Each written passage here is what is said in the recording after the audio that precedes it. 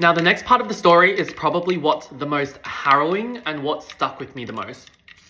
I call this part the birthday present incident. As y'all know, Insanity had an incident with his ex ages ago where he flew overseas to see his ex and his ex called the police on him and he spent his birthday in a hotel room on his own.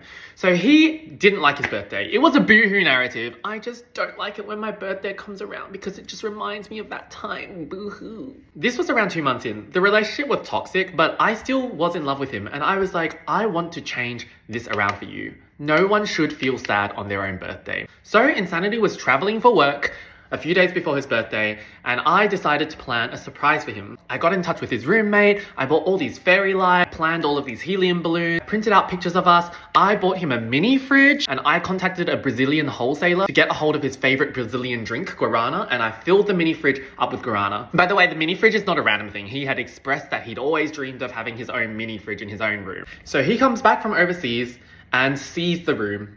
And obviously he was like impressed. We were so up and down and this was finally a moment of peace where we could truly just be in love again. But also I ain't doing this shit for a man ever again. So Tom, if you're watching, do not anticipate anything of this sort. The next day we go out for dinner. We have another argument. God knows why we are arguing. I don't even remember, but we were having an argument. We get home and there is a bunch of presents on his bed. He runs to them, there's a card, he opens it up and he's like, oh my God, that is so sweet. Oh.